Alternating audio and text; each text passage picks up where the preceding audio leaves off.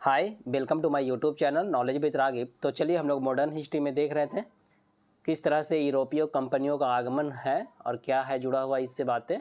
तो चलिए हम लोग पार्ट 2 हो गया, ये आपका पार्ट 1 ऑलरेडी अपलोड कर चुके हैं। तो चलिए हम लोग डायरेक्ट सवाल पे स्विच करते हैं। तो यहाँ आप देख पा रहे होंगे, जस्ट वेट अ मिनट। हाँ, तो यहाँ देखिए आप कंटिन्यू करते हैं। बंगाल की निम्नलिखित फैक्ट्रियों में से, ठीक है, बंगाल की निम्नलिखित फैक्ट्रियों में से एक जो पुर्तगाली द्वारा स्थापित की गई, ठीक है। तो पुर्तगाली जो स्थापित किया है वो कौन सा है? हुगली, समझे। श्रीरामपुर जो है, श्रीरामपुर ये कौन किया है? डेंस किया है, ये डेंस किया है आपका। और डच जो किया है वो चिंसूरा किया है, समझे, ये डच किया है चिंसूरा। चलिए नेक्स्ट सवाल पे मूव करते हैं। यहाँ आप देख पा रहे होंगे पौंडीचेरी, जिसका भी नाम है पुडुचेरी, उसके संदर्भ में आपको बात कर रहा है। उसके संदर्भ में आपको बताना था, निम्नलिखित कथनों पर विचार करना था कि पौंडीचेरी जो है या पुडुचेरी जो है उस पर कब्जा करने वाली पहली यूरोपीय शक्ति पुर्तगाली था। तो यहाँ पे बोल रहा है कि पौंडीचेरी पर सबसे पहले कब्जा कौन किया था? पुर्तगाली। तो हाँ, सही बात है, सबसे पहले पुर्तगाली किया था। तो पहला स्टेटमेंट सही है। फिर दूसरा स्टेटमेंट देखिए, पौंडीचेरी या पुडुचेरी पर कब्जा करने वाला दूसरी यूरोपीय शक्ति फ्रांसीसी था। तो ये स्टेटमेंट गलत है। दूसरा कौन था? दूसरा जो किया वो डच किया था, समझे। उसके बाद डेंस किया, तब फ्रांसीसी वगैरह आया, बाद में आया फ्रांसीसी। दूसरा फ्रांसीसी नहीं था, दूसरा डच था। अब तो ये स्टेटमेंट गलत हो गया। फिर देखिए, अंग्रेजों ने कभी भी पौंडीचेरी पर कब्जा नहीं किया। तो ये भी गलत स्टेटमेंट है। 1793 में जो था, ब्रिटिशर्स जो था वो पौंडीचेरी पे क्या किया है? कब्जा किया है, समझे। तो ये भी स्टेटमेंट आपका क्या हो गया? गलत। तो इसमें आंसर क्या हो जाएगा? केवल 1 हो जाएगा। चलिए नेक्स्ट सवाल में मूव करते हैं।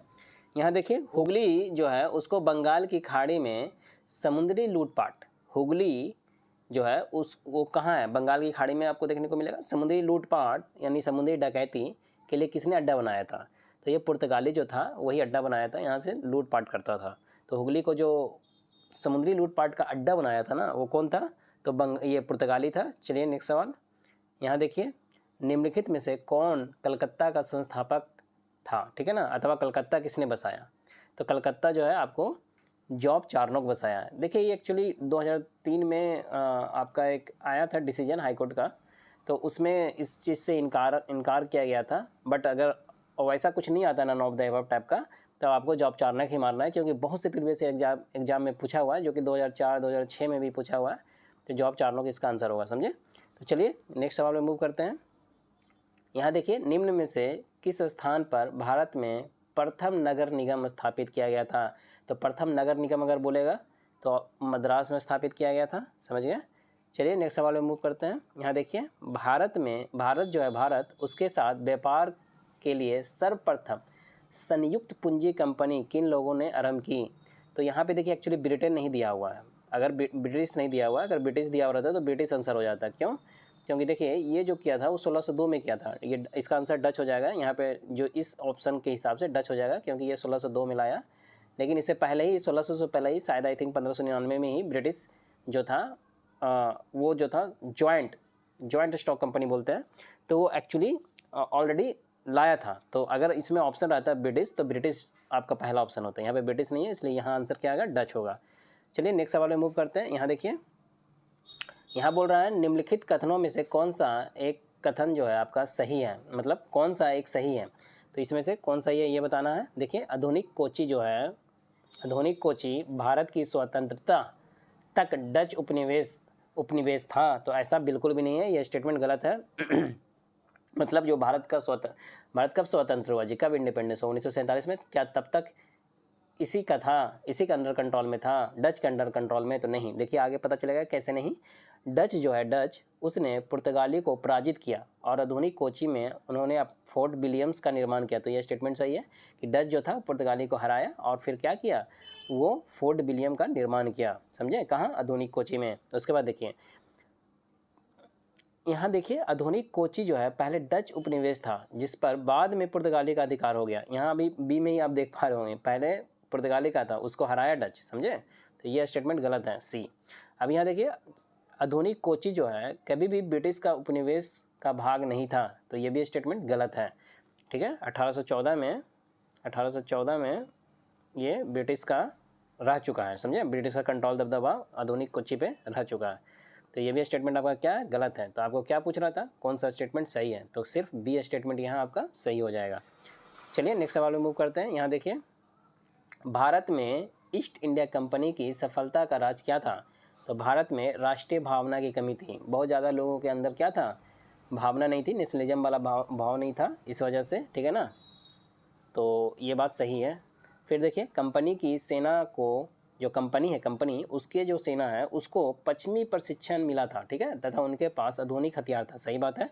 ब्रिटिशर्स का जितना भी आपका जो भी उनके सैनिक थे उनको क्या था, पश्चिमी ना प्रशिक्षण मिला हुआ था जी, और उनके पास आधुनिक हथियार भी था, इसलिए भी क्या हुआ, ईस्ट इंडिया कंपनी का सफलता का ये राज था। और देखिए सी में आपका पूछ रहा है कि भारतीय सैनिकों में राष्ट्रीय भावना का अभाव था। तो सही बात है, जिसके फलस्वरूप क्या हुआ, कोई जो उन्हें अच्छा वेतन दे अपनी सेवा में, उन्हीं की सेवा में वो क्या हो जाता था, लग जाता था। देख रहे हैं, ए और सी तो आपको मिलता जुलता दिख रहा होगा। तो ये बात भी सही है, तो इसलिए ऑप्शन इसमें क्या हो जाएगा, सारा हो जाएगा। चलिए सवाल नंबर 9 देखिए आप। यहाँ पूछ रहा है कि निम्नलिखित ब्रिटिश कंपनियों में, जितना जो कंपनी दिया हुआ ब्रिटिश कंपनी, उसमें से किसे भारत में व्यापार करने का पहला अधिकार पत्र प्राप्त हुआ था। तो पहला यहाँ लिवेंट कंपनी को प्राप्त हुआ था, समझे। लेकिन देखिए यहाँ पे अगर सवाल अलग पूछता है, यहाँ पे कुछ दिया हुआ नहीं है, ऑल ओवर बोल रहा है, इसलिए लिवेंट कंपनी हो रहा है। तो इसको लैंड रूट से मिला था, समझे, लैंड रूट से मिला था। अगर आपको सी रूट बोलेगा ना, सी रूट अगर बोलता है तो सी रूट में क्या हो जाएगा, सी रूट में आपका ब्रिटिश ईस्ट इंडिया कंपनी है वो आ जाएगा नाम। जैसे उसमें क्या था जी, the governor and company of merchant, जो आपका ऑफ लंदन का जो ट्रेडिंग करने वाला, ठीक है ना, इनटू द ईस्ट इंडीज़ था, ये जो कंपनी थी यही थी जो पहला सी रूट से आपको 31 दिसंबर 1600 में कौन दिया था, तो क्वीन एलिजाबेथ वन जो थी वो परमिशन ग्रांट की थी, समझे। वही फिर 1702 तक 1702 में मतलब फिर वो क्या बोला कि 7 साल बाद मैं इसको डिस्पोज कर दूंगा, और वही फिर यूनाइटेड से मिलकर बना, फिर वही डिस्पोज हुआ और फिर दोनों मिलकर यूनाइटेड बना, समझे। वही यूनाइटेड वाला फिर ईस्ट इंडिया कंपनी से फेमस हुआ, समझ में आया। इस तरह से इसका पूरा कहानी है। तो अगर लैंड रूट से बोलता है तब लिबनेट होगा, अगर सी रूट से बोलेगा तो क्या हो जाएगा, ब्रिटिश ईस्ट इंडिया कंपनी, या फिर जो पूरा नाम आपको बताएं, ठीक है ना, दी गवर्नर करके, वो वाला आ जाएगा, समझ में आया। ओवरऑल क्योंकि ये जो था ना, लगभग आई थिंक 1593 में ही लैंड रूट वाला लिवेंट कंपनी बना था, ठीक है। तो चलिए नेक्स्ट सवाल पे मूव करते हैं। यहाँ देखिए सवाल नंबर 10, लंदन में ब्रिटिश ईस्ट इंडिया कंपनी के गठन के समय भारत का निम्नलिखित में से कौन बादशाह था, समझे। तो जब जैसे यहाँ पे कौन था, एक था ना जी, तो लॉर्ड मायर जो था, लॉर्ड मेयर के अध्यक्षता में ही क्या हुआ था, लॉर्ड मेयर के अध्यक्षता में ही आपकी जो कंपनी जो थी, जो नाम आपको बताए थे, the governor and company of merchant of London trading into east Indies, तो इसका वहाँ पे गठित हुआ था, ठीक है ना। उस वक्त कौन था, अकबर था, यहाँ जो रूल कर रहा था इंडिया में वो अकबर था। तो लंदन में ब्रिटिश ईस्ट इंडिया कंपनी, यही जो बोल रहा ना ब्रिटिश ईस्ट इंडिया कंपनी, वो पूरी कंपनी का क्या नाम था, अभी बताया आपको, बार बार बताएंगे, लंबा होगा वीडियो। तो उसके गठन के समय भारत का निम्नलिखित में से कौन सा बादशाह था, तो अकबर उस समय बादशाह था, ठीक है। इस तरह से आपका ये 10 सवाल कंप्लीट होता है। होप आपको ये वीडियो पसंद आई हो। अगर ये वीडियो पसंद आई हो तो please like, share and subscribe. Thanks for watching.